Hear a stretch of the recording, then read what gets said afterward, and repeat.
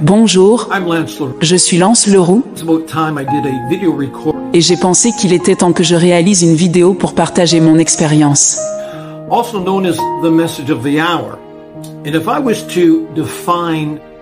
Cela fait environ 5 ans que j'ai quitté ce que l'on appelle le message, également connu sous le nom de message de l'heure. Si je devais définir ce qu'est ce message, je dirais simplement qu'il s'agit de l'ensemble des doctrines et des enseignements promus par William Branham. Ce dernier est considéré par ses adeptes comme le prophète des derniers temps, la voix de Dieu pour cette époque. Selon ses enseignements, il est absolument essentiel de croire à ces doctrines pour faire partie de l'épouse de Christ, pour être identifié comme une vierge sage ayant de l'huile dans sa lampe, ainsi, être prêt pour l'enlèvement qui permettra d'échapper à la grande tribulation. William Branham croyait que ces enseignements représentaient l'interprétation parfaite de la parole de Dieu. Having had such a love and respect for William Branham makes this recording difficult to do. Ayant moi-même nourri un profond amour et respect pour William Branham, il m'est difficile de faire cet enregistrement. Cependant, le but de cette vidéo n'est pas de diaboliser ou de dénigrer William Branham. Je ne prétends pas connaître avec certitude ses motivations derrière ses paroles et ses actes. Je pourrais formuler une opinion, mais cela ne resterait que de la spéculation. Quoi qu'il en soit, il y aura un jour où il se tiendra devant un juge juste et devra rendre compte de ses actions, tout comme nous tous.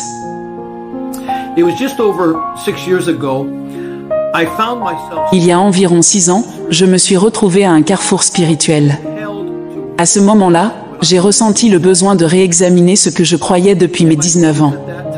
Mon questionnement ne portait pas sur le fait que William Branham ait pu être un pasteur, un évangéliste ou un acteur clé dans le réveil de guérison, ni sur ses divers dons. Non, ma réflexion portait sur une question fondamentale: était-il vraiment le prophète que je croyais qu'il était depuis tant d'années?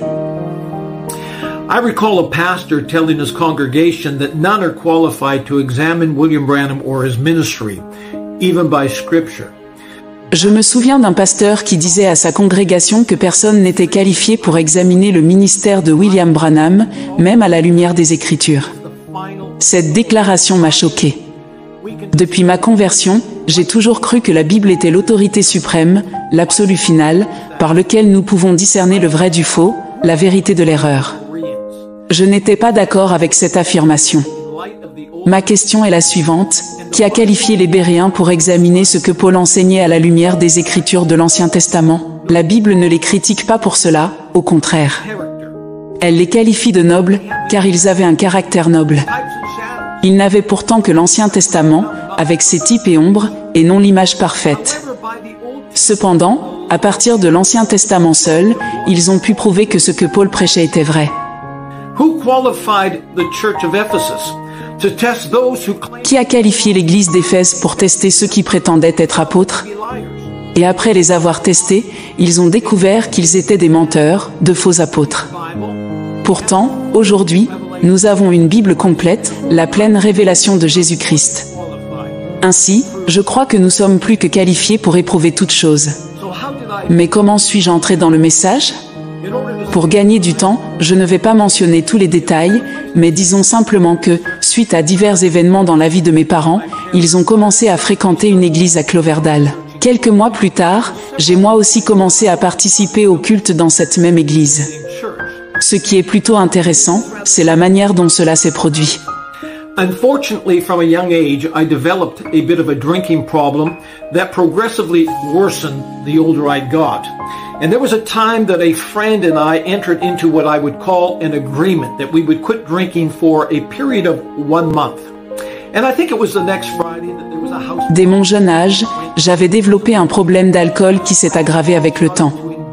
Un jour, un ami et moi avons décidé, comme une sorte de pacte, d'arrêter de boire pendant 1 mois. Mais, le vendredi suivant, nous sommes allés à une fête. Mon ami n'a pas tardé à céder et à boire. Assis là, me sentant exclu, je suis finalement allé acheter une caisse de bière pour rattraper le temps perdu. Mais juste avant d'ouvrir la première bouteille, quelque chose m'a frappé, et ma résolution de ne pas boire a été renouvelée. J'ai vite compris que si je voulais tenir mon engagement de ne pas boire pendant 1 mois, je ne pouvais pas aller à des fêtes, dans des bars ou des tavernes. À cette époque, l'église de Cloverdale organisait des cultes le vendredi soir. J'ai donc décidé qu'au lieu de sortir pour faire la fête, j'irais à l'église avec mes parents. C'est un de ces vendredis soirs, durant cette période d'un mois, qu'un ministre invité prêchait. Vers la fin du service, il a invité ceux qui avaient besoin de prière à venir à l'avant. Je n'avais pas du tout l'intention de quitter mon banc, mais, avant même de m'en rendre compte, j'étais à l'avant de l'église, à genoux, demandant pardon à Dieu. J'ai reçu Jésus-Christ comme mon sauveur personnel. À ce moment-là, je ne savais rien du ministère de William Branham. J'ignorais même que beaucoup le considéraient comme un prophète. Je m'étais simplement donné à Christ. C'est après ma conversion que j'ai commencé à lire les livres du message et à écouter les sermons de William Branham. J'y découvrais toutes ces expériences surnaturelles dont il était seul témoin pour la plupart, ses visions, ses rêves, la visite d'anges, le fait de faire apparaître des écureuils par sa parole, les résurrections des morts, sa traversée au-delà du rideau du temps et ses lignes de discernement. Progressivement, sans examiner sérieusement les Écritures, j'en suis venu à croire qu'il était véritablement un envoyé. Par conséquent, j'ai été convaincu qu'il devait être le prophète de la fin des temps. En 1979, j'ai commencé à travailler pour l'Église, où je participais à un projet visant à améliorer la qualité audio des sermons enregistrés de William Branham. C'est à cette époque que je travaillais au bureau de l'Église en même temps qu'une jeune femme, qui allait devenir ma future épouse. En 1980, j'ai épousé cette jeune femme, Tammy Brown, et en octobre, nous célébrerons 39 ans de mariage. Dieu a été plein de grâce envers nous, nous bénissant avec 2 merveilleuses filles. Quand on regarde en arrière, on se rend compte à quel point la vie est courte. Comme la Bible le dit, elle n'est qu'une vapeur, et comme on le dit souvent, avant même que vous ne le réalisiez, le futur est devenu le passé. Mon épouse Tammy a grandi dans le message et a assisté à de nombreuses réunions au tabernacle Branham.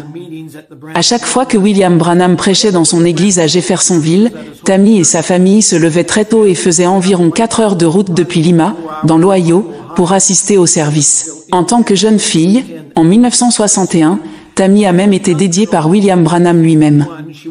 Encore aujourd'hui, certains membres de sa famille étaient restés des adeptes dévoués du message jusqu'à ce qu'ils prennent connaissance de certaines vérités. En 1982, l'église de Cloverdale a traversé une scission. L'associé du pasteur avait commencé à promouvoir ce que j'appellerais la secte de la parousie au sein du message. Lorsqu'il a quitté l'église avec plusieurs familles, cela a ouvert la voie pour que le gendre du pasteur et moi-même entrions à plein temps dans le ministère. J'ai continué à servir dans ce ministère pendant les 27 années suivantes. En 2009, plusieurs personnes ont exprimé le désir de créer leur propre communauté, et nous avons appelé cette nouvelle assemblée Living Word Fellowship, la communion de la parole vivante. C'est cette église que j'ai dirigée en tant que pasteur pendant les 4 années et demie suivantes. Cependant, vers 2012, le responsable du chant de Living Word Fellowship et son fils qui était principalement responsable du site web Believe the Sign ont commencé à avoir de sérieux doutes sur le ministère de William Branham. En explorant ces questions, ils ont découvert de nombreuses incohérences. J'ai rencontré le responsable du chant et il m'a fait part de ses préoccupations. À ce moment-là, je n'avais aucune explication à lui offrir, aucune réponse à lui donner et aucune solution à proposer. Pourtant, j'étais encore convaincu que le message était vrai. Malgré les incohérences, je pensais qu'il devait y avoir une explication logique. Nous devions faire ce qu'on nous avait appris à faire. Chaque fois que nous rencontrions une contradiction ou une incohérence dans le message, nous devions la mettre sur l'étagère, convaincus que nous comprendrions mieux plus tard. Un jour, une personne a déclaré qu'elle avait tellement de choses sur son étagère que certaines commençaient à en tomber. Avec du recul, mettre les choses sur une étagère n'est pas une bonne idée. Ce n'est pas une politique saine sur le plan spirituel, mais malheureusement, cela reste encore aujourd'hui la pratique de beaucoup. C'est ainsi que je suis entré dans le message, et c'est un résumé de mon parcours en son sein. Mais maintenant, je vais mentionner certaines des raisons qui m'ont poussé à le quitter, des raisons vérifiables, dont la plupart proviennent directement des déclarations de William Branham lui-même, ainsi que d'articles que j'ai trouvés dans The Voice of Healing, un magazine qui promouvait largement le ministère de Branham. My journey out of the message, Mon départ du message n'a pas été rapide et brusque. but a slow process. A methodical C'était un processus lent, méthodique et, je dois le dire, rempli de beaucoup de chagrin. And the start of this journey, for the most part, can be traced. Ce processus a principalement commencé lorsque ma fille a posé des questions sur William Branham et son ministère. Now, this was closer to home.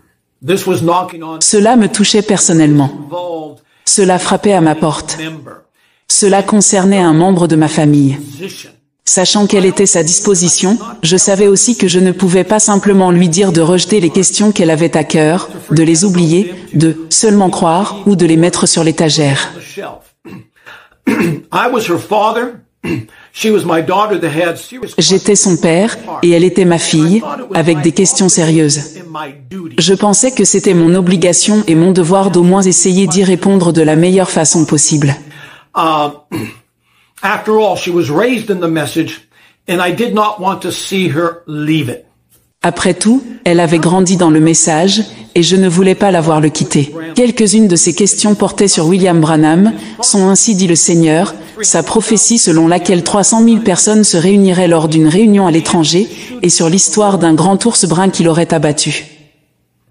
It is only reasonable to conclude that if I possess truth, Il est tout à fait raisonnable de conclure que si je possède la vérité et que je sais que je possède la vérité, je ne devrais pas avoir peur de l'examiner. turn it upside down, Je devrais pouvoir la retourner dans tous les sens, la scruter sous tous les angles, l'examiner minutieusement. examining. Car en examinant la vérité, cela ne la transforme jamais en mensonge. If I have gold, I should not be afraid to allow the fire. Si j'ai de l'or, je ne devrais pas craindre de le faire passer par le feu, parce que je suis confiant qu'après le feu, j'aurai toujours de l'or. So I started to examine and test everything. Alors, j'ai commencé à examiner et tester tout ce qu'il avait dit à propos des 300 000 personnes qui se rassembleraient lors de l'une de ces réunions, ainsi que l'histoire de ce grand ours brun. Après avoir lu et recherché tout ce que je pouvais trouver, en passant au peigne fin le message, la seule conclusion possible était que ainsi dit le Seigneur avait échoué. However, I Cependant, je n'étais pas prêt à abandonner. not willing at that Je n'étais pas encore prêt, à ce moment-là, à m'éloigner du message. just Mon dernier espoir était d'écrire à Billy Paul, en espérant que peut-être, j'avais raté quelque chose. logical, Peut-être avais-je négligé un détail. and I still have Peut-être existait-il une explication logique. with me to J'ai encore cette lettre avec moi aujourd'hui, et je vais en lire un extrait dans un instant. feel I need to. Mais je sens qu'il est nécessaire de donner un peu de contexte. William Branham started prophesying in 1952 of this. William Branham a commencé à prophétiser en 1952 au sujet de ces 300 000 personnes qui se rassembleraient lors d'une de ces réunions. Au début, il semblait un peu incertain quant au lieu où cela se produirait. Mais rapidement, il a identifié Bombay, en Inde, comme étant cet endroit. Now to support that, I want to read just, Pour appuyer cela, je vais lire quelques citations. this is in 1952, July. Voici ce qu'il a dit en juillet 1952. Je vais en Afrique, puis en Inde, où j'accomplirai J'irai en une vision Afrique, que Dieu m'a et de donnée là de en 300 Inde, 000 où personnes. j'accomplirai une vision que le Seigneur m'avait donnée au sujet de 300 000 personnes. Et n'oubliez pas, gardez cela à l'esprit. En mars 1953, il déclare « Notez-le dans votre Bible et observez les rapports lorsque je reviendrai d'Inde. Time I looked Il y aura 300 000 personnes assistant aux réunions là-bas, en même temps.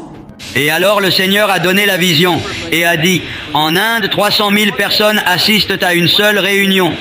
Notez cela, voyez si c'est juste ou pas. En décembre 1953, je veux que vous reteniez ceci, amis, et que vous l'écriviez. Cela sera l'une des plus grandes réunions que l'histoire du monde ait connue depuis la Pentecôte, lorsque nous irons en Inde. C'est écrit ici, dans la dernière page de ma Bible, une vision, et elle ne peut échouer. En mai 1954, marquez mes mots dans les pages de votre Bible, ainsi dit le Seigneur. Souvenez-vous, lorsque nous arriverons en Inde, vous entendrez parler de dizaines de milliers de personnes sauvées, multipliées par des milliers. Le Saint-Esprit l'a dit, je l'ai écrit ici dans ma Bible, et c'est écrit dans des dizaines de milliers d'autres Bibles, comme la résurrection du petit garçon par une vision. Il y en avait 300 000 là-dedans. Vous verrez si cela n'est pas vrai. En septembre 1954, William Branham voyage effectivement à Bombay, en Inde, où il tient plusieurs réunions. Mais en octobre, après son retour, lorsqu'il rapporte ce voyage en Inde, le voyage en Inde n'a pas connu le succès qu'il aurait dû connaître. Il ne mentionne rien concernant la vision des 300 000, ni sur les dizaines de milliers multipliés par des milliers de conversions, ni sur le fait que cela ait été l'une des plus grandes réunions de l'histoire depuis la Pentecôte. Au contraire, il admet que ce voyage en Inde n'a pas été le succès escompté parce qu'il n'a pas suivi la direction du Saint-Esprit. Parce que j'avais manqué de suivre la conduite du Saint-Esprit. Cependant, plus tard, cette prophétie des 300 000 prend un nouveau souffle. Le lieu change, ce n'est plus Bombay, en Inde, mais l'Afrique du Sud. Il déclare, « Je viens de recevoir un télégramme ce matin de Durban, en Afrique du Sud, confirmant la vision où 300 000 personnes seront bientôt rassemblées pour une réunion à venir. » Le 24 avril 1965, il affirme, après cette réunion, « Je vais en Europe, puis en Afrique, et cela se fera par une vision. » Ce sera une grande réunion, j'en suis sûr. Puis, 3 jours plus tard, le 27 avril 1965, il annonce « Je vais en Afrique du Sud après cela. Vous savez comment c'est là-bas, on ne peut même pas parler aux gens, mais on s'attend à au moins 300 000 personnes dans une seule réunion. » Nous nous attendons à avoir au moins 300 000 personnes en une seule réunion. En mai 1965, William Branham se rend effectivement en Afrique du Sud, mais il reçoit un visa restreint qui ne lui permet pas de tenir des réunions. Il revient donc sans avoir tenu cette réunion, et les 300 000 ne se matérialisent pas. La vision ne se réalise pas. En décembre de cette même année, William Branham décède. Je reviens d'Afrique comme vous le savez tous. Comme j'avais un visa limité, on n'a pas voulu me laisser. On n'a pas voulu me laisser prêcher. Plus tard, dans une réponse à une lettre envoyée à Billy Paul, le fils de Branham, celui-ci corrige une affirmation concernant les 300 000 à Bombay. Il explique que, bien que Bombay ait initialement été mentionné comme lieu de la vision, celle-ci aurait finalement été transférée en Afrique du Sud. Billy Paul affirme également que les réunions à Bombay avaient été estimées à 500 000 participants, bien que la vision des 300 000 concernait l'Afrique du Sud. Pourtant, Branham s'est rendu en Afrique du Sud en mai 1965, mais n'a pas été autorisé à tenir des réunions. 6 ou 7 mois après, il décède, et la vision reste non accomplie. Ainsi dit le Seigneur, ne s'est pas réalisé. Beaucoup d'entre vous se rappellent la vision que j'ai eue, la vision où j'ai tiré et j'ai vu un énorme ours brun. Cela pourrait être un Kodiak, un grand ours brun qu'on trouve dans la région côtière de l'Alaska. Cet ours sera là. C'est ainsi dit le Seigneur. Il sera là. Voyez? Dans une autre prophétie, William Branham avait annoncé qu'il chasserait un grand ours brun. Mais lors d'un voyage de chasse avec ses compagnons, il n'a pas réussi à tuer l'ours en question. Pourtant, il persiste à dire « Je l'aurai quand même, car les visions ne peuvent pas échouer ». Cependant, il décède sans que cette prophétie ne se réalise non plus. Il n'a pas tué le grand ours brun. Alors, comment cela pourrait-il s'accomplir? Eh bien, c'est ici qu'intervient une autre branche du message, appelée le ministère du retour. Cette secte reconnaît au moins que certaines visions et prophéties données par William Branham ne se sont pas encore réalisées. Leur explication? William Branham reviendra. Il croit qu'il ressuscitera d'entre les morts, qu'il reprendra son manteau prophétique, qu'il réintégrera son ministère. Selon eux, il se rendra alors dans le nord pour tuer ce grand ours brun, puis voyagera en Afrique du Sud, où il tiendra une réunion rassemblant 300 000 personnes en une seule fois. Personnellement, je n'y crois pas. Je n'ai pas ce genre de foi, et je ne vois rien de tel dans les Écritures. Je crois que lorsque nous quittons cette terre, notre ministère ici-bas prend fin. Et si, par la grâce de Dieu, nous avons la chance de faire partie de la grande résurrection, nous ne reviendrons pas pour réintégrer un ministère. Paul a dit simplement, lorsqu'il était sur le point de partir, « J'ai achevé la course ». Je crois que Paul reviendra lors de la résurrection, mais pas pour accomplir une prophétie en suspens, ni pour reprendre un ministère. Non, quand nous en avons fini sur cette terre, c'est fini. Je ne crois pas que William Branham reviendra pour reprendre son manteau prophétique, tenir une grande réunion sous une tente, aller en Afrique du Sud, ou partir dans le Nord pour tuer un ours. C'est terminé, fini. Quand j'ai reçu cette lettre confirmant que le « Ainsi dit le Seigneur » ne s'était jamais accompli, cela a été un choc pour moi. Inutile de dire que j'étais dévastée. J'avais investi ma vie dans son ministère. J'avais voyagé dans de nombreux pays à travers le monde, prêché son message, propagé ses enseignements et élevé mes enfants dans cette foi. And in some ways, I guess it would have been easier to ignore or make excuses for these failed prophecies, like many have.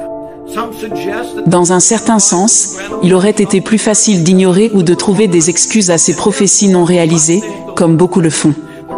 Certains prétendent que la raison pour laquelle William Branham n'a jamais tué l'ours est qu'il était avec le mauvais chasseur, et c'est pour cela que le « Ainsi dit le Seigneur » a échoué. D'autres suggèrent que si les 300 000 personnes ne se sont pas rassemblées, c'est parce que William Branham aurait dû aller d'abord en Afrique du Sud avant de se rendre en Inde. Son désobéissance aurait donc causé l'effondrement de la prophétie et empêché son accomplissement. En d'autres termes, toutes les conditions de la vision devaient être parfaitement alignées pour qu'elle se réalise. My question is, what about Jonah? He was commissioned to go to Nineveh, but he didn't want to go to... Mais alors, que dire de Jonas? Dieu l'avait envoyé à Ninive, mais Jonas ne voulait pas y aller. Il voulait suivre son propre plan et partir pour Tarsis. Il est même monté à bord d'un navire pour y aller.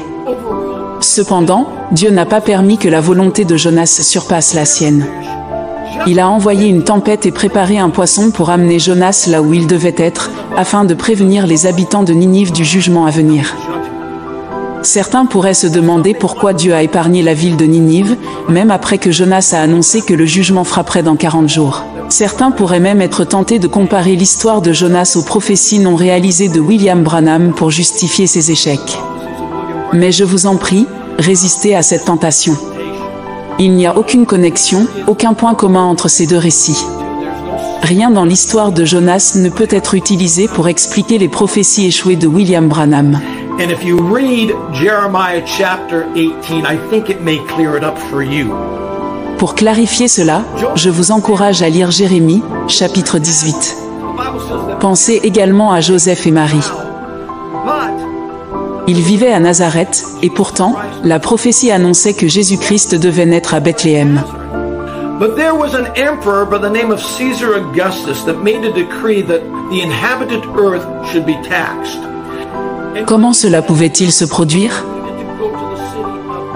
Un empereur païen, César Auguste, a émis un décret ordonnant un recensement, exigeant que chacun retourne dans la ville de sa naissance. Ce décret a conduit Joseph et Marie à Bethléem, les plaçant ainsi au bon endroit, au bon moment, pour que la prophétie s'accomplisse. Jésus devait naître à Bethléem, et Dieu a orchestré les circonstances pour que cela se réalise.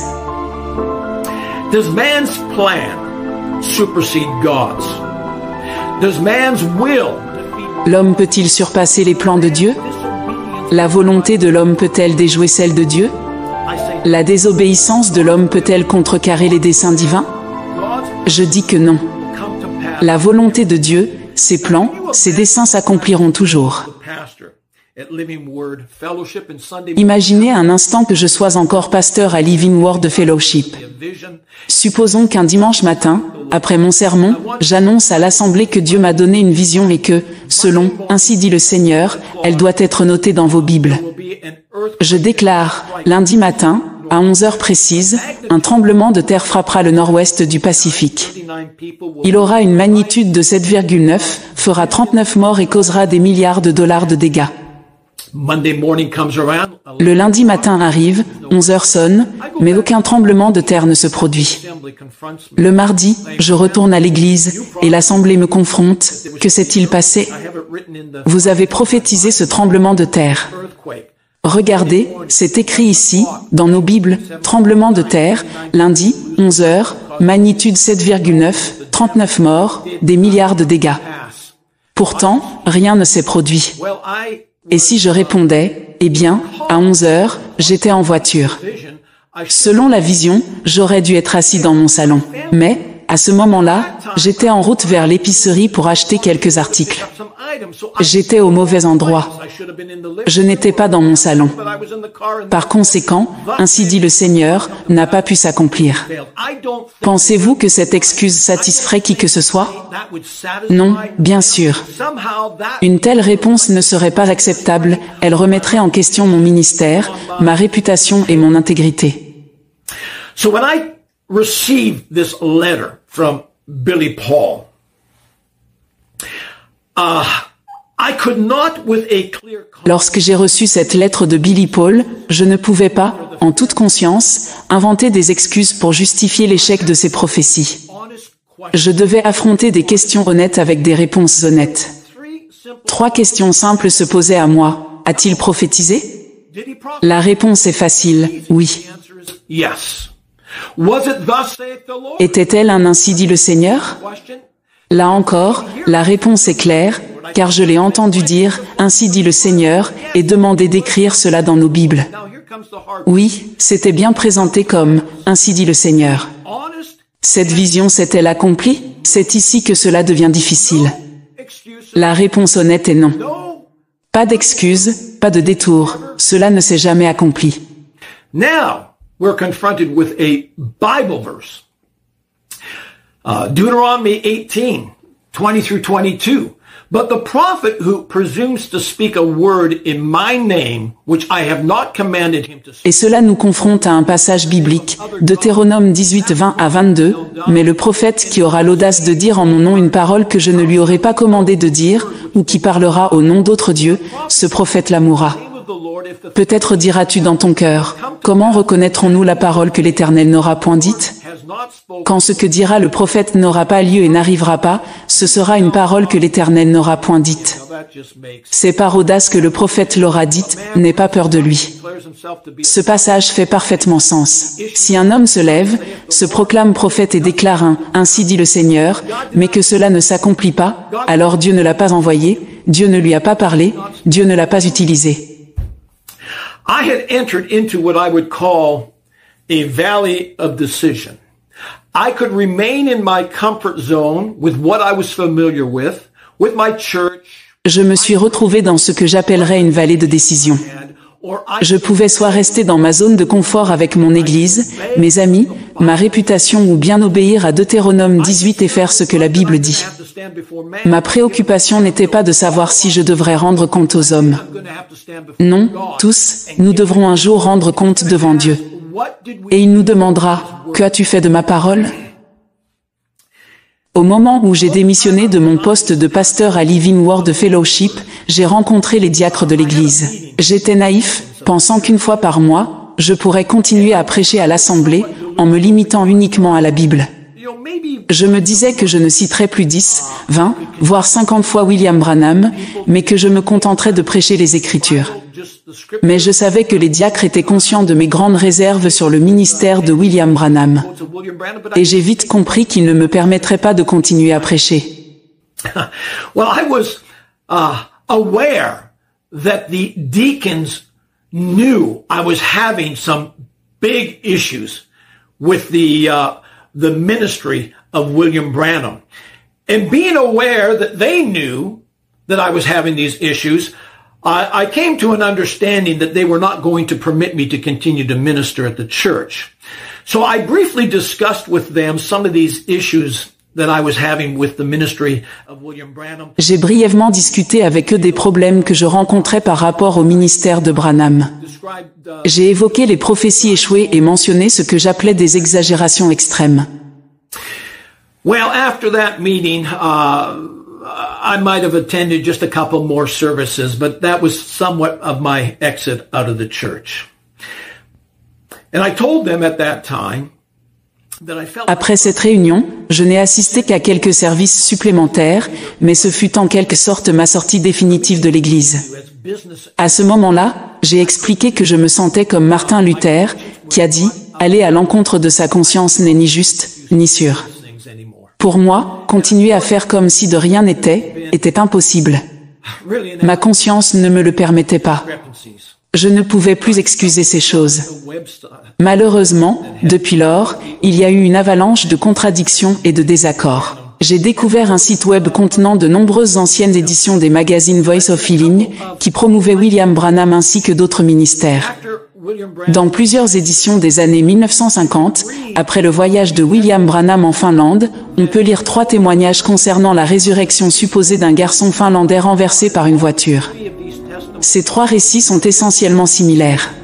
One was given by a local pastor who was traveling in the same car with William Branham. The second was given by Jack Moore, who was also in the car with William Branham. And the third was given by William Branham himself, that appeared in the Voice of Healing magazine. Le premier témoignage vient du révérend Oléen, pasteur local qui voyageait dans la même voiture que William Branham. Le second provient de Jack Moore, qui était également présent dans la voiture. Enfin, le troisième témoignage est signé par William Branham lui-même dans le magazine Voice of Healing. Tous 3 décrivent une voiture qui roulait devant eux sur la route et qui a heurté 2 garçons. L'un des garçons a été transporté dans une voiture vers l'hôpital, tandis que l'autre a été pris en charge par Jack Moore et placé sur la banquette arrière, où se trouvaient William Branham et une certaine Mademoiselle Isaacson, l'interprète de Branham. Dans le récit, Branham vérifie les signes vitaux du garçon et constate qu'il ne respire pas et n'a pas de pouls.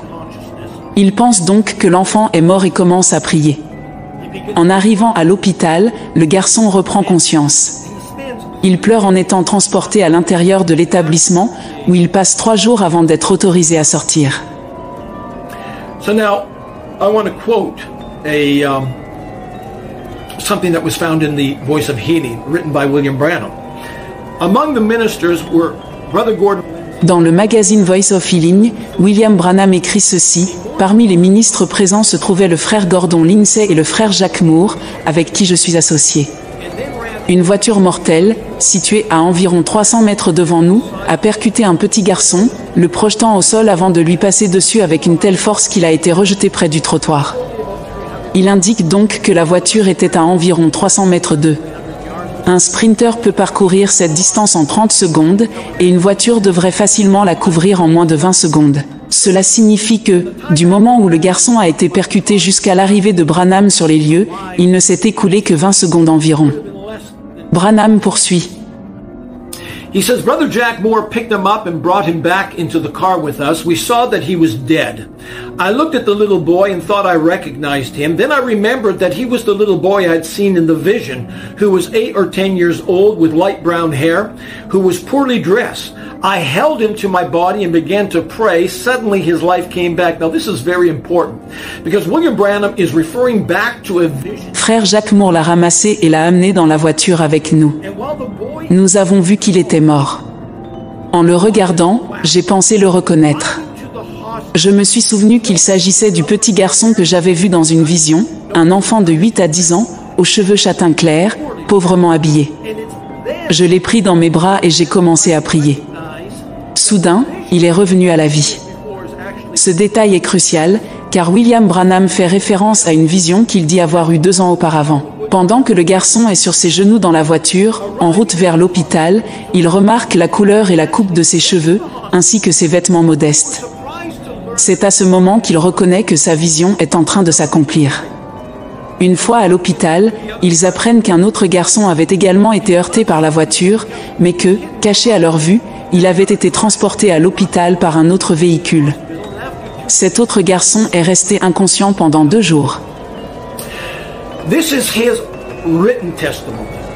But when William Branham begins to give his oral testimony behind pulpits across the country, he changes the details to such a degree that you could not identify that he speaks. Cependant, lorsque William Branham partage cette histoire oralement lors de ses prédications à travers le pays, il modifie les détails à tel point qu'on ne peut plus reconnaître qu'il s'agit du même événement.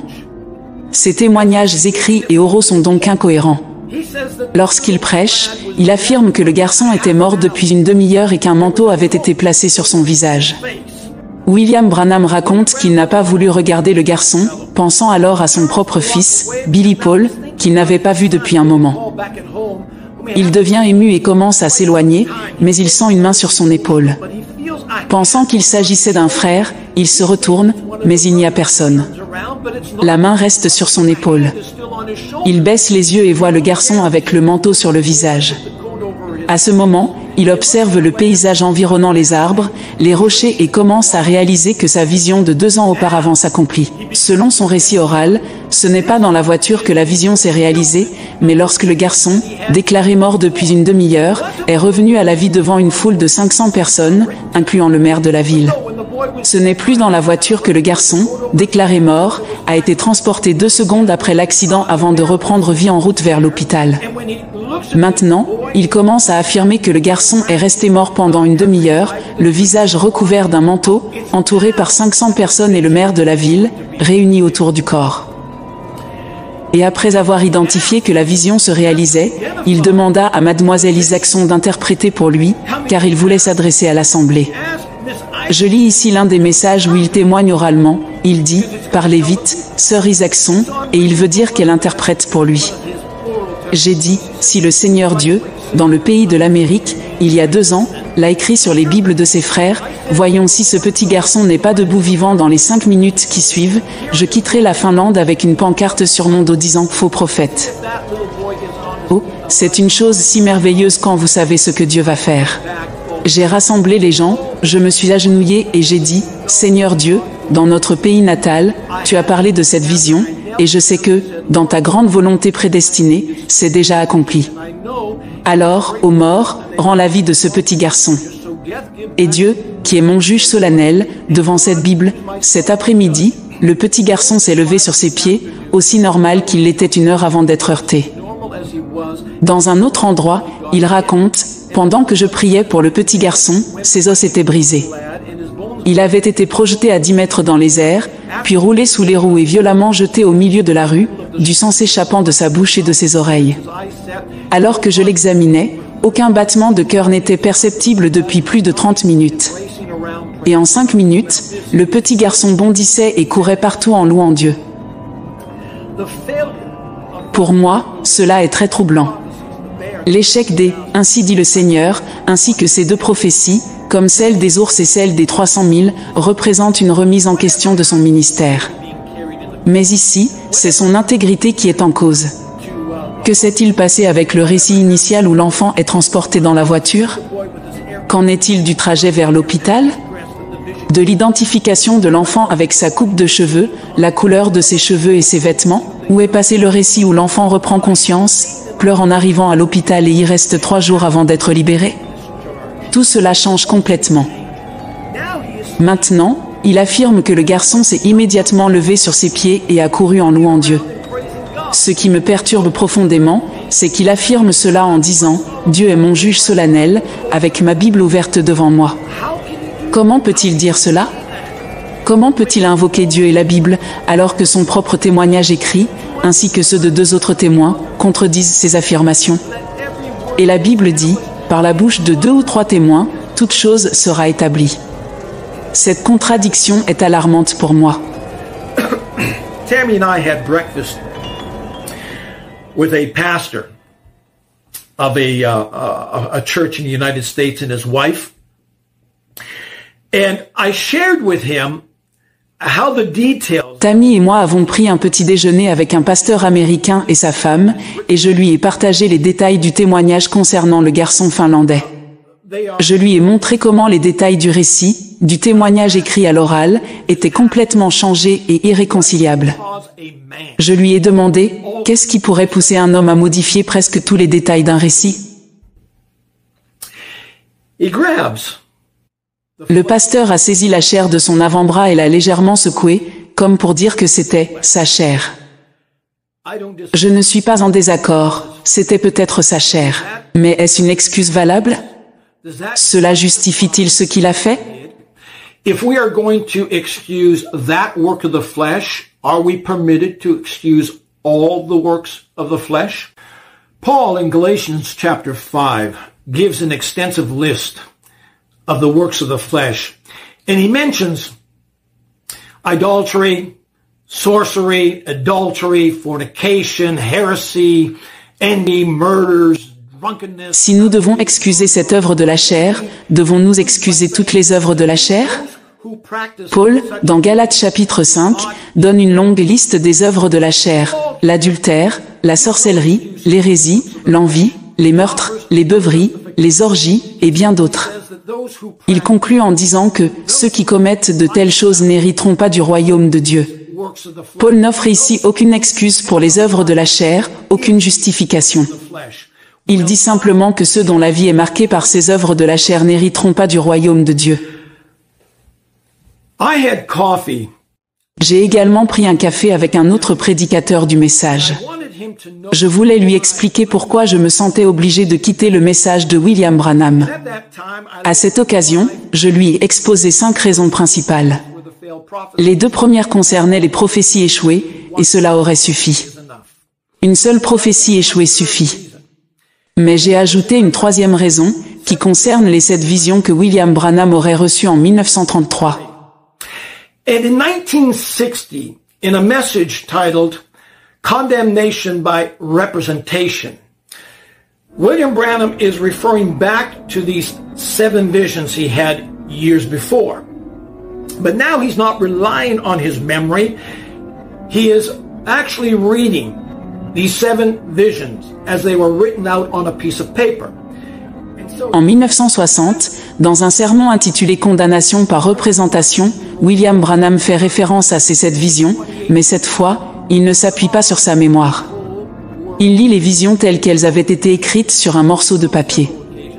Il affirme alors que le président, qui à l'époque était Franklin D. Roosevelt, mènerait le monde entier à la guerre. Il ne mentionne pas cela une seule fois, mais à plusieurs reprises, il dit que Roosevelt conduirait le monde à la guerre.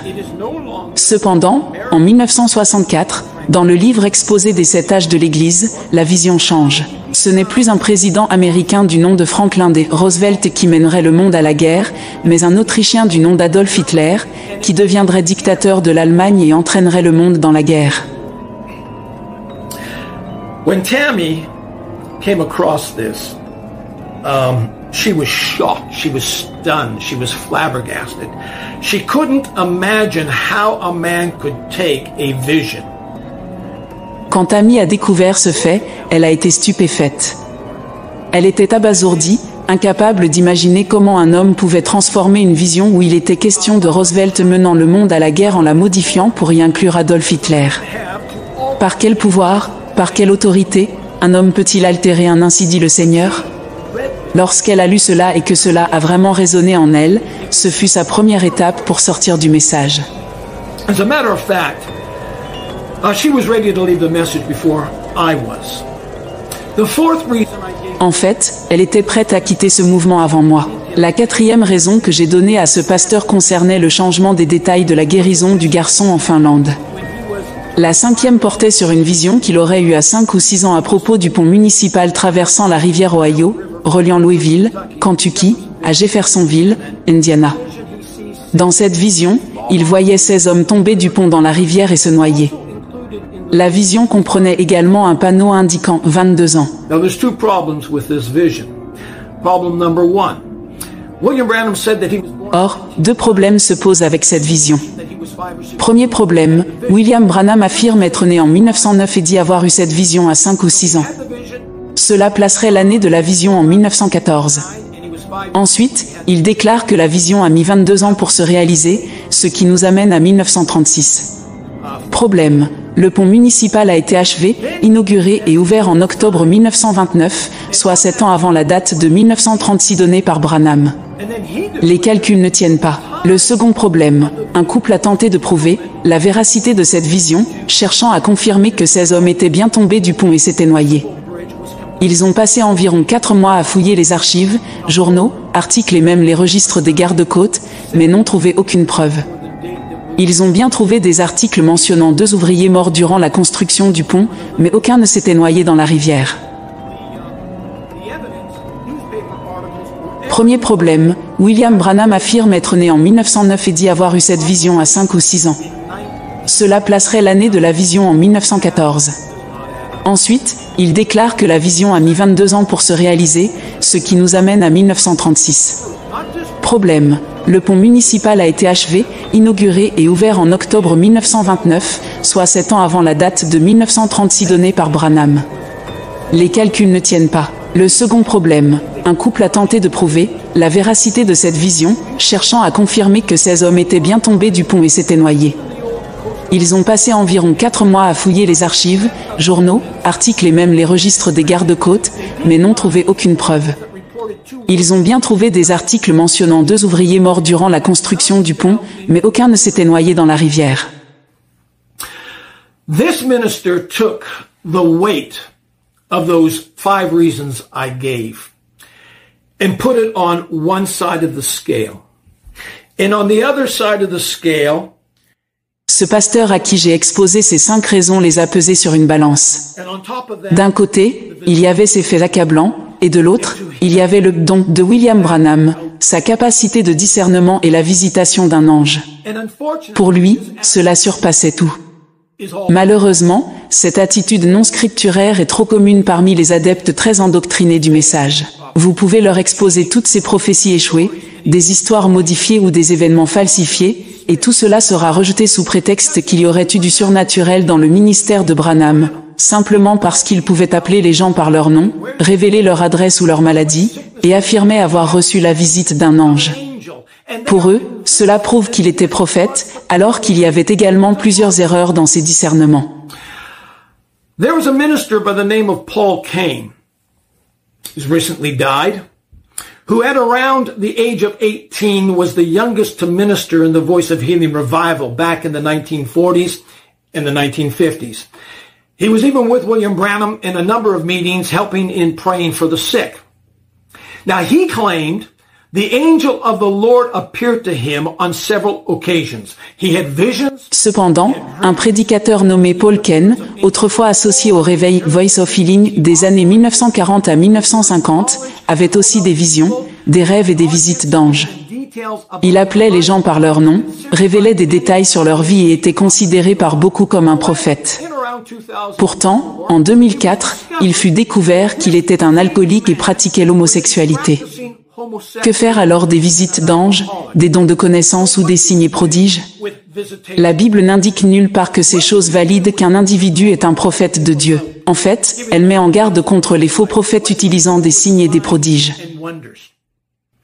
I don't find anywhere in the scriptures where signs and wonders and gifts and visitations of angels. Je ne trouve nulle part dans les Écritures une justification indiquant que les signes, prodiges, dons ou visites d'anges prouvent qu'un individu est un prophète qualifié de Dieu. En réalité, la Bible met en garde contre les faux prophètes qui viendront avec des signes, et elle souligne également que l'Antéchrist apparaîtra accompagné de signes et de prodiges. Il existe d'ailleurs une écriture de l'Ancien Testament qui, selon moi, met en lumière la véritable justification, ou, devrais-je dire, les qualifications d'un prophète. And it's found in 1 Samuel chapter 3, 19 through 20. And it reads as this. So Samuel grew, and the Lord was with him, and let none of his words fall to the ground. And all Israel from Dan to Beersheba knew that Samuel had been established. Dans 1 Samuel 3, 19-20, les Écritures définissent clairement la qualification d'un prophète. Samuel grandit, et l'Éternel était avec lui, et ne laissa tomber à terre aucune de ses paroles. Tout Israël, de Dan à Beersheba, reconnut que Samuel était établi comme prophète de l'Éternel. Ce n'étaient pas des miracles ou des anges, mais le fait que tout ce qu'il prédisait en son nom s'accomplissait sans faute. Ce n'était pas des miracles ou des anges, mais le fait que tout ce qu'il prédisait en son nom s'accomplissait sans faute. William Branham himself identifies the characteristics of a prophet, and he doesn't say signs and wonders and gifts of discernment. William Branham lui-même décrivait la caractéristique d'un prophète comme étant qu'aucune de ses paroles ne pouvait échouer. Pourtant, ses visions et prophéties comportent de nombreuses contradictions et erreurs. Je ne peux que souhaiter que ce pasteur reconsidère un jour toutes les preuves disponibles. I might add this, of all of my minister friends, this minister that I shared the 5 reasons why I left the message with is the only one that has kept in contact with me. We've had coffee together. Tammy and I have been to their house. We've had dinner with this minister and his wife.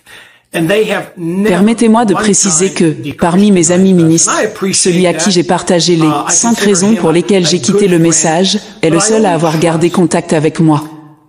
Nous avons pris un café ensemble, Tammy et moi sommes allés chez lui, et nous avons dîné avec lui et son épouse. Jamais, pas une seule fois, ils ne nous ont déchristianisés, et je leur en suis reconnaissant.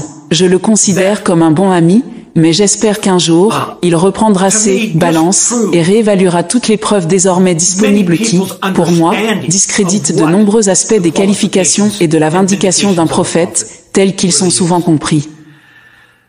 I recently read in a magazine called The New Wine an interview they did with the late Ern Baxter back in 1978. And the subject of William Branham came up. J'ai récemment lu un article dans le magazine The New Wine, publié en 1978, où ils interviewaient le défunt Ern Baxter.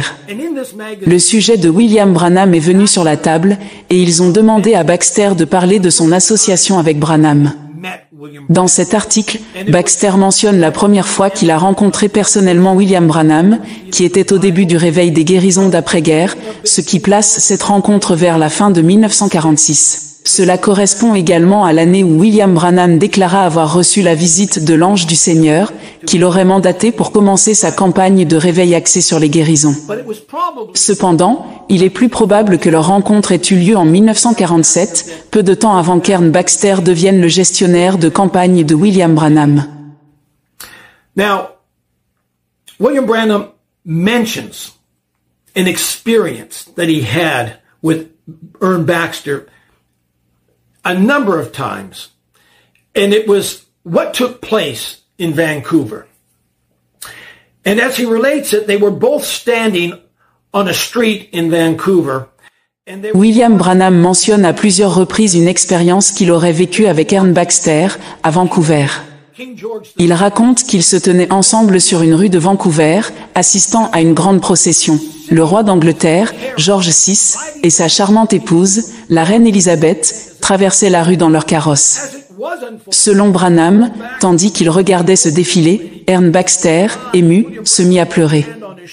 Branham posa une main sur son épaule pour le réconforter, et Baxter, en larmes, s'exclama: « Pensez-y, frère Branham, voilà mon roi et ma reine. » And as I said, William Branham refers to this on several occasions, but I'm going to read from one, and this was found in February of 1965, so he's coming to the end of his ministry. Branham évoque cet événement à plusieurs reprises, y compris en février 1965, alors qu'il approchait de la fin de son ministère.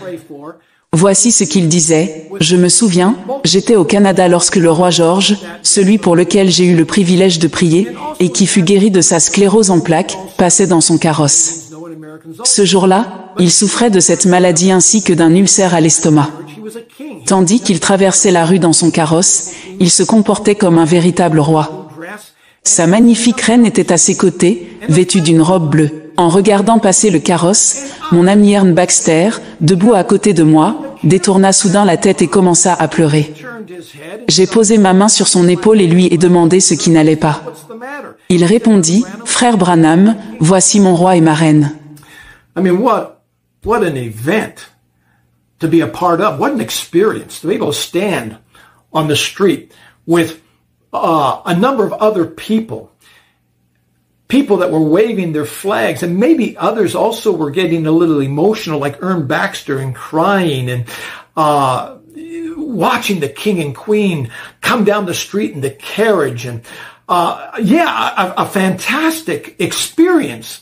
But there is a problem with this. The King of England, King George VI, C'est une scène impressionnante, un événement marquant, de voir le roi et la reine traverser les rues dans leur carrosse, avec les gens agitant des drapeaux et certains, comme Ern Baxter, pleurant d'émotion. Cependant, il y a un problème avec ce récit. Le roi George VI et son épouse, la reine Élisabeth, n'ont visité le Canada ensemble qu'une seule fois, en 1939, lors de leur tournée officielle qui incluait Vancouver. Cela s'est produit bien avant qu'Ern Baxter ne rencontre William Branham, ce qui ne peut être daté avant la fin de 1946 ou 1947. Cette incohérence pose question. Comment William Branham et Ern Baxter pouvaient-ils se tenir ensemble à cet endroit en 1939, alors qu'ils ne se sont connus qu'en 1947? Un dilemme. William Branham speaks of baptizing some converts in the Ohio River during his 1933 revival meetings. And he gives some details. He said there was 500 converts. There were up to 10,000 people that had gathered along the banks of the river to witness this event. There was a light that descended out of heaven. There was a voice that spoke as John the Baptist foreran the first coming, so your message shall forerun the second coming. And he refers to this. Un autre exemple concerne les baptêmes que William Branham affirme avoir effectués dans la rivière Ohio en 1933 lors de ses réunions de réveil. Il donne plusieurs détails. Il prétend qu'il y avait 500 convertis et jusqu'à 10 000 personnes rassemblées sur les berges pour assister à l'événement. Il ajoute qu'une lumière descendit du ciel et qu'une voix se fit entendre, déclarant « Comme Jean-Baptiste a été envoyé pour précéder la première venue, ton message précédera la seconde venue. » Il mentionne également que cet événement a été rapporté dans un article de presse qui, selon lui, fut publié par l'Associated Press et diffusé à travers le monde anglophone, y compris au Canada. Il dit « L'article est paru partout dans le monde anglophone. Nous avons cet article. » Cependant, il n'existe aucune preuve de l'existence d'un tel article diffusé par l'Associated Press. Si Voice of God Recording possédait effectivement cet article, il ne fait aucun doute qu'il l'aurait produit sans hésitation. Alors, pourquoi ne l'ont-ils pas fait? Un article local a été retrouvé, mais il rapporte simplement ceci. 14 conversions ont été signalées lors d'une réunion sous tente, organisée à 8 heures dans la rue Pratt par le révérend William Branham. On peut se demander, si un journal trouvait pertinent de rapporter 14 conversions, pourquoi n'aurait-il pas mentionné un événement aussi spectaculaire que celui décrit par Branham, impliquant 500 convertis, une lumière céleste et une voix divine? How much more 500? How much more 10,000 gathered along the riverbank? Combien plus impressionnant serait-il qu'un événement attire 500, voire 10 000 personnes rassemblées le long d'une rive pour en être témoins? Combien plus impressionnant encore qu'une lumière descende du ciel accompagnée d'une voix qui parle? Je pense que cela mériterait d'être rapporté par la presse. Et bien que William Branham ait affirmé que l'article relatant cet événement avait circulé à travers tout le pays, le monde anglophone et jusqu'au Canada, n'est-il pas étonnant et étrange qu'aucun article n'ait jamais été produit?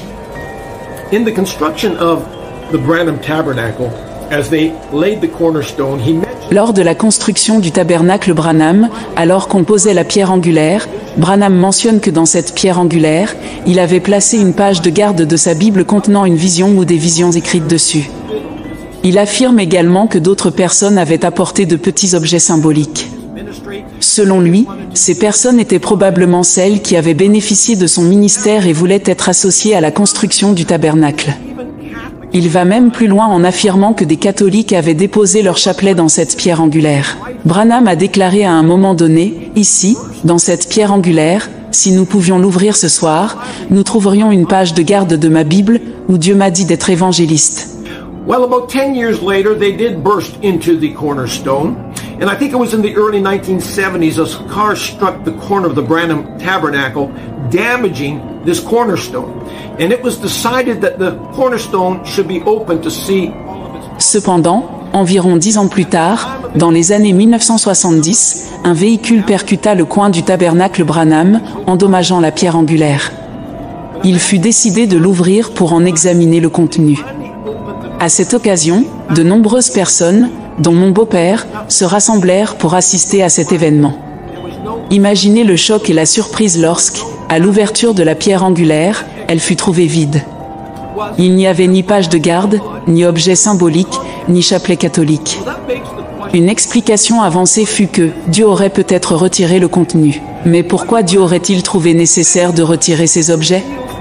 William Branham avait à plusieurs reprises décrit ce qui se trouvait dans la pierre angulaire, donc son contenu n'était pas un mystère. Pourquoi alors retirer la page de garde, les objets symboliques et les chapelets catholiques? Cela reste inexpliqué. William Branham claimed that the angel of the Lord appeared and commissioned him at the same hour, the same day, the same month, Israel became a nation. William Branham a également affirmé que l'ange du Seigneur lui était apparu et l'avait mandaté à la même heure, le même jour et le même mois qu'Israël devenait une nation.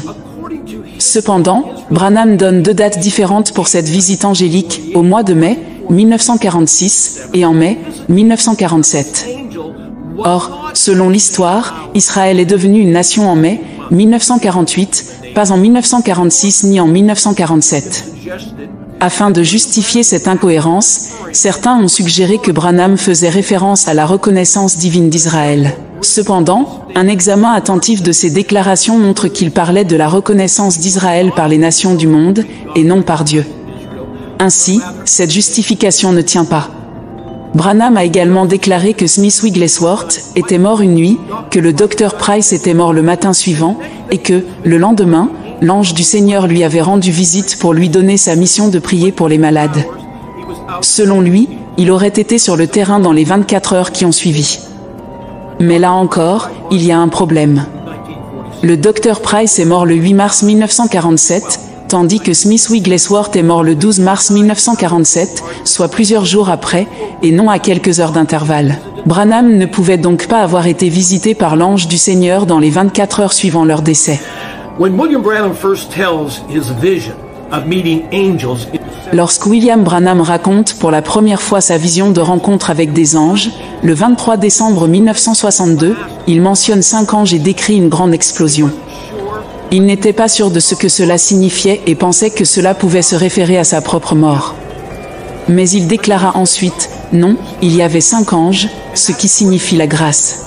However, a week later, in December 30th, 1962, the vision begins to change.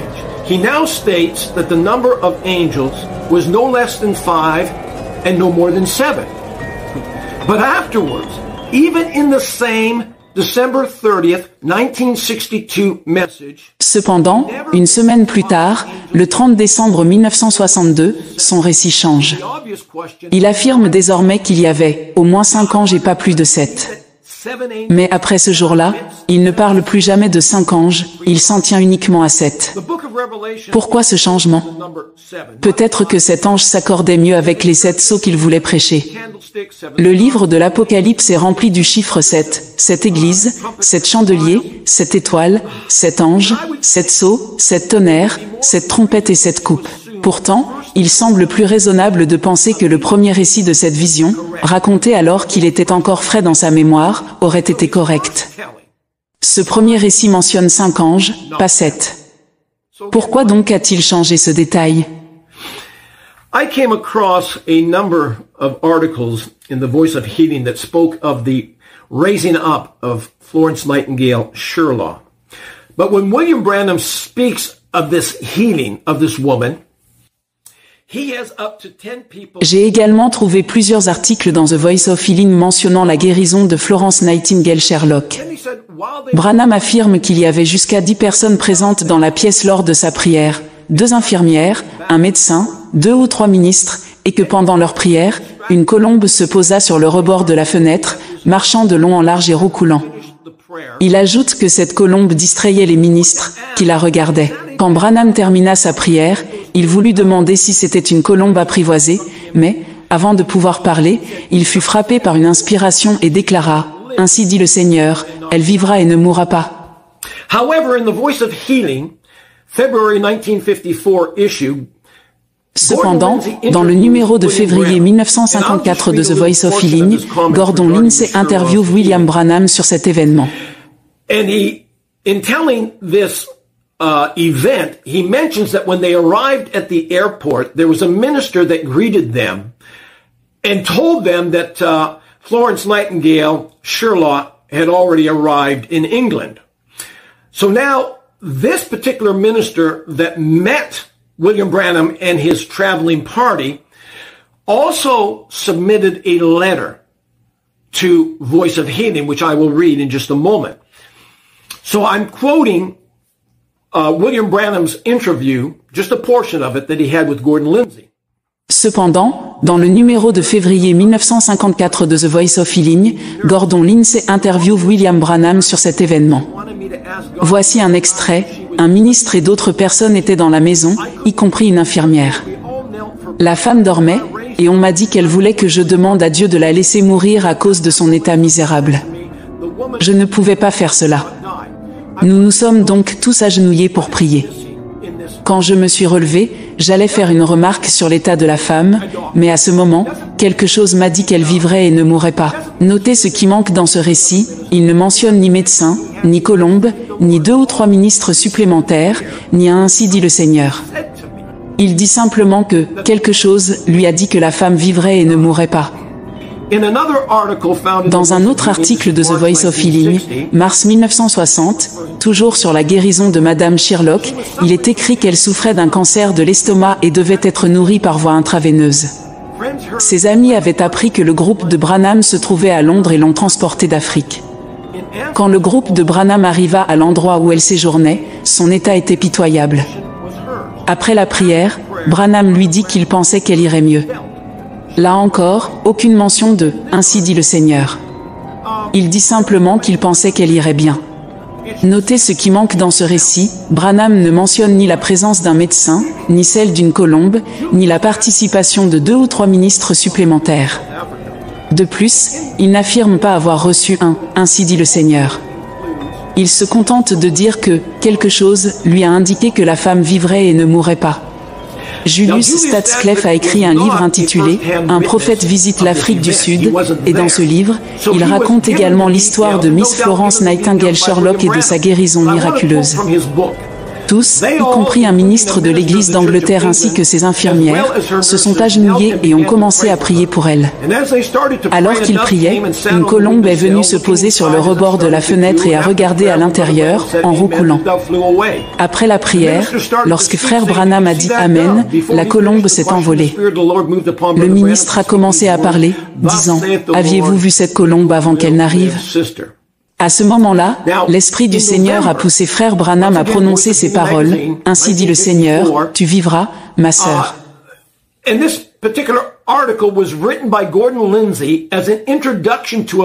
Cependant, dans le numéro de novembre 1954 du magazine The Voice of Healing, Gordon Lindsay a publié un article en introduction à une lettre écrite par le révérend William Francis, qui avait été présent lors de l'événement.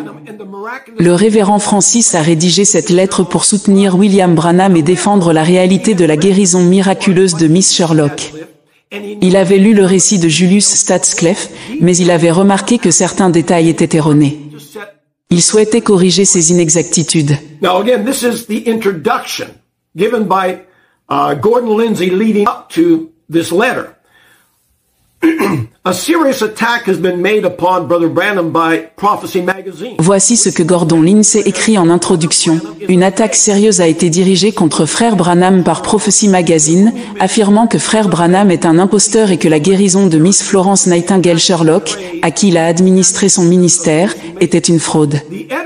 Le caractère insolent de cette attaque trahit l'esprit satanique de ceux qui l'ont menée. L'éditeur de The Voice of Healing, qui était présent lorsque Miss Florence Nightingale Sherlock a été priée, bien que n'étant pas dans la pièce, a reçu la lettre suivante du révérend William Francis, qui était présent lors de cet événement. Sa lettre parle d'elle-même. Cher frère Lindsay, salutations. Afin de me présenter, je suis le ministre qui a rencontré frère Branham et son groupe de 4 personnes, dont vous faisiez partie, à l'aéroport de Londres le vendredi saint de 1950. Vous vous souviendrez qu'au cours de l'après-midi du dimanche suivant, frère Branham et moi-même avons rendu visite à Miss Florence Nightingale Sherlock dans la maison de sa mère, au 11 Clarendon Road, Londres. Une enquête concernant la guérison de Miss Sherlock a attiré mon attention. Bien que je n'ai pas été en contact avec la World Science Review, je tiens à préciser qu'il y avait quelques petits détails dans le rapport de Julius Stadscleffe qui n'étaient pas tout à fait exacts. Toutefois, ces inexactitudes n'altèrent en rien le caractère miraculeux de la guérison de notre sœur Miss Sherlock. Nous n'étions que 4 personnes dans la pièce cet après-midi-là, Miss Sherlock, sa mère, frère Branham et moi-même. Vous vous rappelez probablement que nous y sommes restés pendant plus d'1 heure, dans une atmosphère qui semblait chargée de la présence et de la puissance de Dieu. Frère Branham a pris la main de Miss Sherlock et a offert une prière très courte, après quoi il lui a demandé de manger. C'est tout ce qui s'est passé dans cette pièce. Fraternellement, Révérend William Francis. Again, William Branham has up to 10 people. 2 nurses. Le contraste est frappant.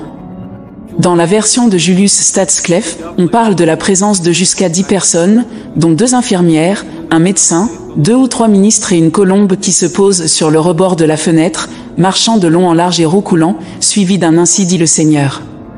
Cependant, le révérend Francis rectifie, il n'y avait que 4 personnes dans la pièce, lui-même, William Branham, Miss Sherlock et sa mère. Il précise également que seule une courte prière a été faite et que frère Branham lui a simplement demandé de manger. C'est tout ce qui s'est produit. Disturbing. What about the contradictions concerning the mystery cloud? A cloud that Il en va de même pour d'autres points de controverse, comme celui du mystérieux nuage, que les croyants du message considèrent comme sacré. William Branham lui-même y attachait une grande importance, affirmant qu'il s'agissait d'une preuve irréfutable de la véracité de son message. Si tel était réellement le cas, il ne devrait y avoir ni controverse ni confusion à ce sujet. it should be the end of all arguments. The facts should speak for itself. Les faits devraient parler d'eux-mêmes, mais il existe des détails concernant ce nuage qui ne peuvent être niés. Fait numéro 1. Le 28 février 1963, un nuage mystérieux a été aperçu au-dessus de Flagstaff. Pictures of this cloud appeared in the Des photos de ce nuage mystérieux sont apparues dans l'édition de mai du magazine Life. Fait numéro 2. William Branham ne mentionne pas immédiatement ce nuage. Bien qu'il ait prêché environ 15 sermons entre mars et avril 1963, il n'en fait pas mention. Il prêche également une série complète sur les 7 sceaux dans son église locale, où il parle de son voyage de chasse en Arizona et de sa rencontre avec cet ange, mais sans jamais mentionner ce nuage une seule fois. Fait numéro 3, ce n'est qu'après avoir vu les photos du nuage dans l'édition de mai 1963 de Life qu'il commence à inclure ce nuage dans son expérience de rencontre avec les 7 anges. And the first time he refers to this cloud is in June 1963, where he said that cloud appeared a day or two. La première fois qu'il évoque ce nuage est en juin 1963, où il déclare que ce nuage est apparu un jour ou 2 avant ou après sa présence sur les lieux.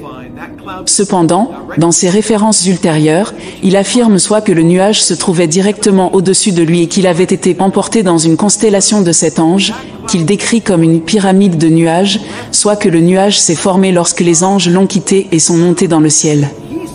Il ajoute ensuite que c'est bien plus tard que les scientifiques ont photographié ce nuage. Voici la conclusion basée sur ces faits. Le nuage a été observé le 28 février 1963 au-dessus de Flagstaff, Arizona. Vérifié. William Branham chassait une semaine plus tard à environ 175 miles, 280 km, de cet endroit. Vérifié. Il ne mentionne pas ce nuage ni ne l'inclut dans son expérience initiale avec les 7 anges. Vérifié. Ce nuage n'est devenu une partie de son récit qu'après l'avoir vu dans le magazine Life. Vérifié. Within about 3 years, William Branham tells his life story 5 times, and he mentions a nurse that he and Hope knew very well. But in the retelling of his life story, the name of that nurse changes constantly. Dans un autre exemple d'incohérence, William Branham raconte 5 fois son histoire personnelle en 3 ans et mentionne une infirmière que lui et Hope, sa première épouse, connaissaient bien. Cependant, à chaque fois, le nom de cette infirmière change. Il passe d'Evelyn à Miss Cook, puis à Hilda, Louise Hale, ou encore Juanita. Le problème ici est le suivant, si William Branham oublie le nom d'une infirmière qu'il connaissait bien, on pourrait penser qu'en se trompant de nom, il le ferait au moins de manière cohérente. Certains pourraient argumenter que ce n'est qu'un détail mineur. Peut-être. Mais si un homme se trompe sur des détails mineurs, comment peut-on être sûr qu'il soit précis dans des questions plus importantes? Comment peut-on avoir confiance en lui pour prétendre posséder une interprétation parfaite de la parole de Dieu, ou encore pour croire qu'il avait le pouvoir d'infaillibilité qu'il attribuait aux prophètes de la fin des temps? I don't get it. William Branham mentions a certain man from Windsor many times, and unfortunately, It is another example of his extreme inconsistency. Apparently, there was a man from Windsor that wanted to expose... Un autre exemple concerne une histoire qu'il raconte souvent à propos d'un homme de Windsor qui aurait voulu exposer William Branham comme un imposteur. Selon Branham, cet homme aurait rempli une carte de prière en écrivant des maladies imaginaires dans le but de prouver que Branham n'était pas un véritable prophète. Lorsque Branham lui aurait dit qu'il n'avait aucune maladie, l'homme comptait révéler devant tout le monde que Branham était un faux prophète. Cependant, selon Branham, le Saint-Esprit aurait dévoilé le plan de cet homme, et il aurait déclaré que les maladies inscrites sur la carte allaient effectivement lui arriver à cause de son défi envers Dieu. The very things he had wrote on the prayer card he was going to get. As I said, he mentions... Voici les incohérences dans les récits de Branham concernant cet incident. En janvier 1950, Branham raconte que cet homme est tombé au sol en hurlant. En mai 1953, il dit que l'homme a contracté les maladies inscrites sur la carte et en souffre encore.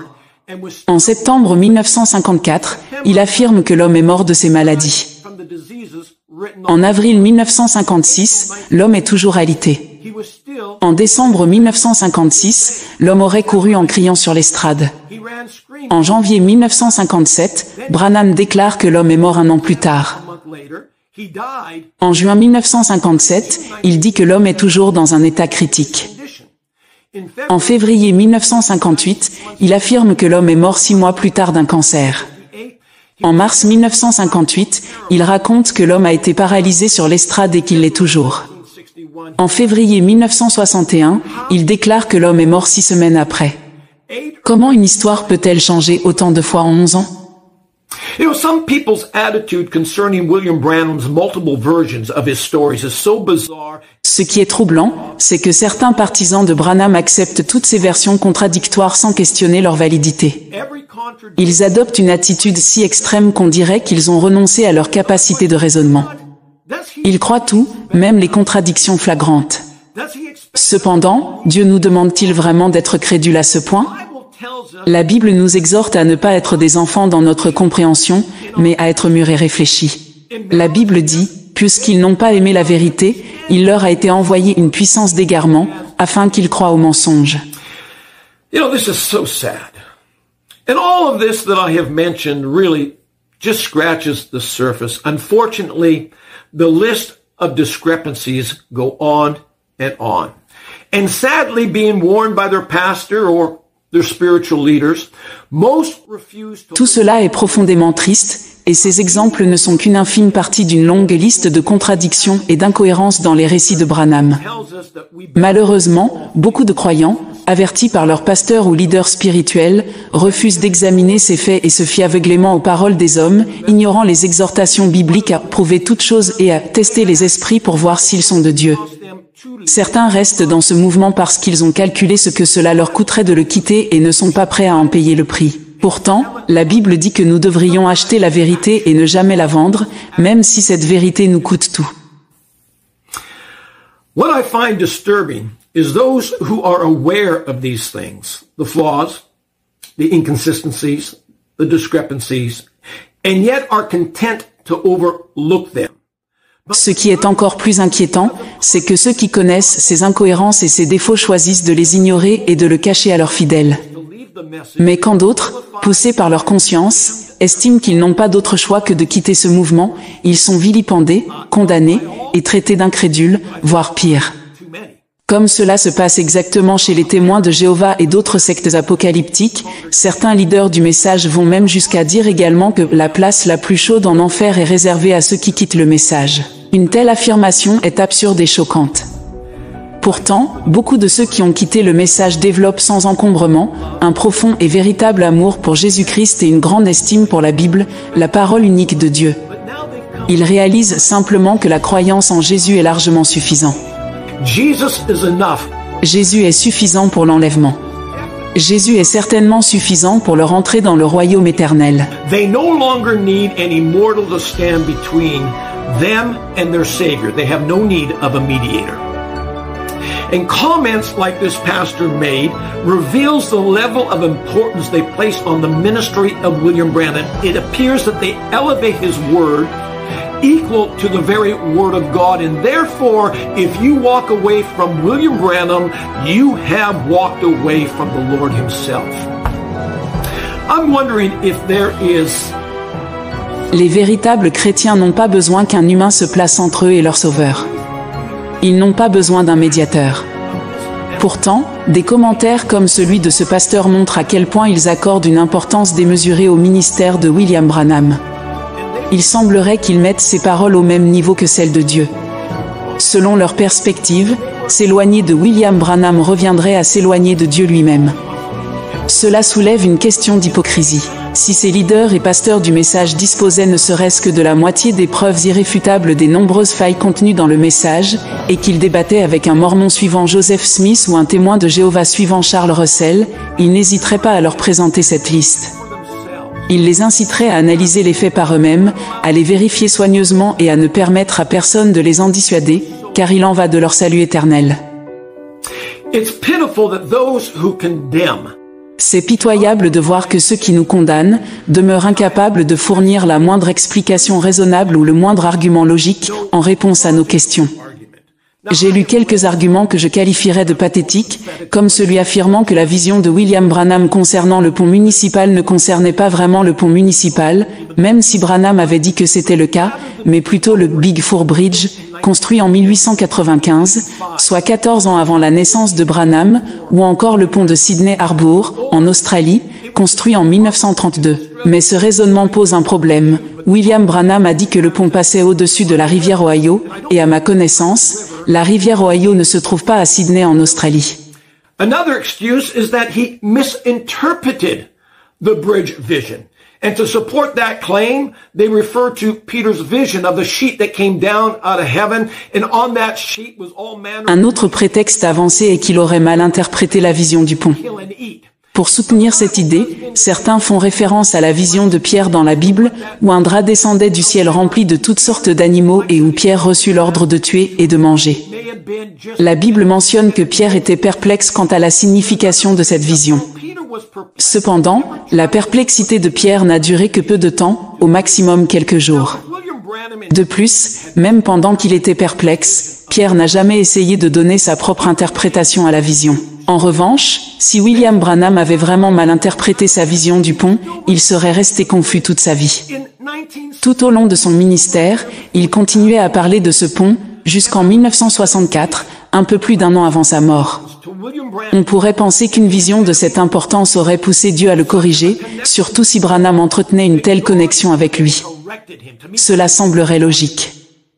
Certains suggèrent que la prophétie ratée de Branham concernant la chasse à un grand ours brun pourrait se réaliser pendant le millénium. fulfilled in the millennium. Mais honnêtement, je doute que Smith et Wesson ou Remington soient encore en activité durant le millénium, fabriquant des fusils et des armes. Guns and rifles. Pour ceux qui croient qu'il est possible que Branham chasse un ours pendant le millénium, sous prétexte que toutes les visions doivent s'accomplir, considérez cette citation de William Branham, relatant une conversation qu'il aurait eue avec Charlie Cox. Branham dit, « Il y a quelque temps, j'étais dans le Kentucky avec lui, et il m'a dit, « Frère Branham, pensez-vous qu'au millénium, vous et moi pourrons chasser des écureuils ?» And I will J'ai répondu, « Je ne pense pas, Charlie. » Charlie, Il a dit, « Eh bien, nous aimons tellement ça.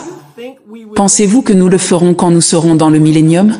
I said no. J'ai répondu, non, rien ne sera tué dans le millénium. You know, if you consider William Branham to be a prophet, then that's his thought on going hunting in the millennium. You know, it appears that many have buried Si vous considérez William Branham comme un prophète, voilà ce qu'il pensait de la chasse dans le millénium. they believe.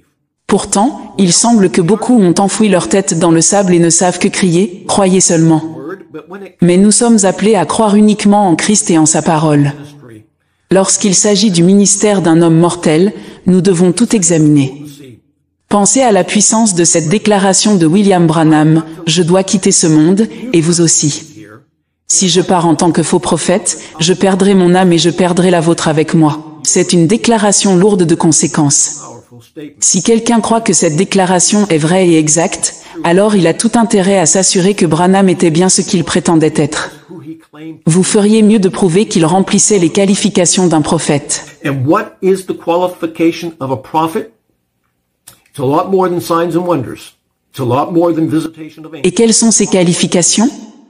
Ce n'est pas seulement des signes et des prodiges, ni des visites d'anges, ni un don particulier. C'est le fait que chaque fois qu'il déclare « Ainsi dit le Seigneur », cela s'accomplit sans aucune erreur. Malheureusement, beaucoup ne suivent pas les propres conseils de William Branham, même lorsqu'il se réfère à l'autorité des Écritures. Il déclare « Un voyant signifie soit prédire, soit annoncer ».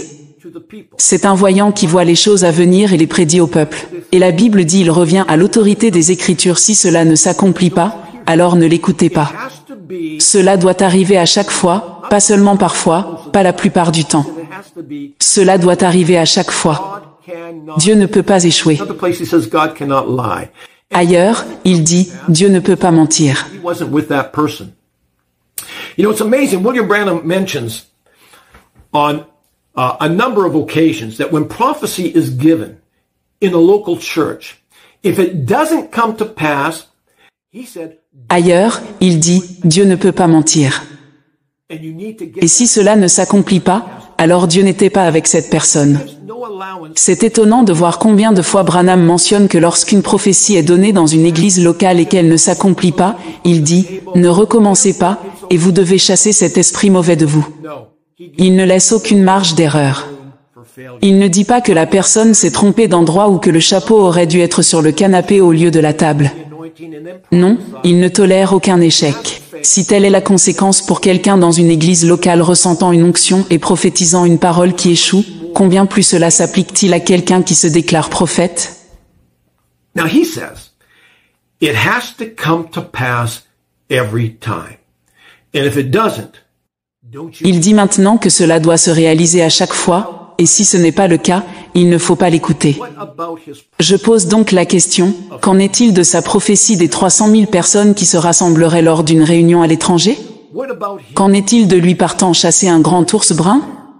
Qu'en est-il du pont municipal, où apparemment 16 hommes étaient censés tomber dans la rivière et se noyer, mais seuls 2 sont morts lors de la construction du pont municipal pour d'autres raisons qui n'avaient rien à voir avec le contexte de la vision de Branham? Qu'en est-il de sa prophétie qui est passée de Roosevelt à Hitler? Souvenez-vous, il n'y a pas d'excuse, cela doit se réaliser à chaque fois. There's an adage that says a chain is only as strong as its weakest link. Il y a un proverbe qui dit, une chaîne est aussi forte que son maillon le plus faible. Chaque « ainsi parle le Seigneur » prononcé par un prophète est comme un maillon dans cette chaîne. Un prophète peut avoir des centaines de ces déclarations, mais si même une seule d'elles est fausse, toute la chaîne se brise. Dans ce cas, cet homme devient disqualifié en tant que prophète et vous ne devez plus l'écouter. Leaving the message was one of the most difficult journeys of my life. I wasn't looking for an excuse. Quitter le message a été l'un des voyages les plus difficiles de ma vie. Je ne cherchais pas d'excuses pour partir. Au contraire, si quelque chose, je cherchais des raisons de rester. Peut-être y avait-il des personnes qui étaient heureuses de partir, heureuses de quitter le message, car elles n'y avaient jamais cru, elles n'étaient pas engagées, elles ne l'aimaient pas, elles ne pouvaient pas le vivre. Mais ce n'était pas mon témoignage. Lorsque vous avez cru en quelque chose toute votre vie d'adulte, le mois où j'ai eu 19 ans, j'ai commencé à fréquenter une église du message, et ce en quoi je croyais est devenu ma vie. Et quand vous avez des amis avec qui vous avez grandi, une église que vous avez soutenue, la décision de la quitter vous arrache le cœur. La douleur est infinie. Et peut-être que, d'une certaine manière, je ne me remettrai jamais complètement de cette expérience.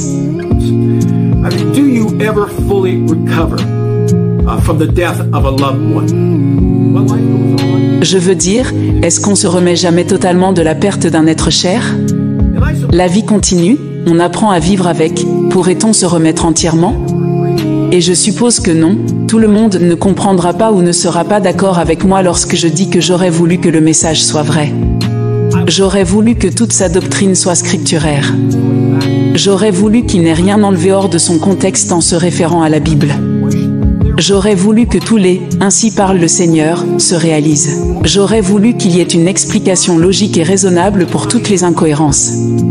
Pourquoi? Parce que j'avais investi ma vie dedans. J'avais un tel amour pour cela, je me nourrissais de cela, je l'étudiais. Marcher loin de quelque chose que vous avez gardé longtemps près de votre cœur n'est pas facile. well aware of the responsibility I have for all the years I spent in the ministry. And I know that I am accountable for the things I preached. And even though I believe with all of my heart I was sincere and careful to Je suis bien conscient de la responsabilité que j'ai pour toutes les années passées dans le ministère, et je sais que je suis responsable des choses que j'ai prêchées. Et bien que je croie de tout cœur que j'étais sincère et que j'ai pris soin de prêcher la vérité, je sais qu'avec cette vérité, j'ai aussi prêché l'erreur et le mensonge. J'ai demandé à Dieu de me pardonner à plusieurs reprises pour les erreurs et les mensonges que j'ai propagés, et par sa miséricorde, je crois qu'il m'a pardonné. Mais avec cela, si quelqu'un voit cette vidéo et m'a entendu prêcher dans le passé, même une seule fois, je tiens à vous demander de me pardonner pour toute erreur et toute fausse déclaration que j'ai pu faire et pour vous avoir induit en erreur de quelque manière que ce soit. And I will conclude by reminding you of the priestly prayer that was spoken over the children of Israel. And it goes like this. The Lord bless you and keep you. Je vais conclure en vous rappelant la prière sacerdotale qui a été prononcée sur les enfants d'Israël, et elle va ainsi: le Seigneur te bénisse et te garde, le Seigneur fasse briller sa face sur toi et te fasse grâce, le Seigneur tourne sa face vers toi et t'accorde la paix. Et avec cette prière de bénédiction, je fais également confiance à ce Saint-Esprit plein de grâce qui nous a été donné et qui continuera à nous guider tous dans sa pleine.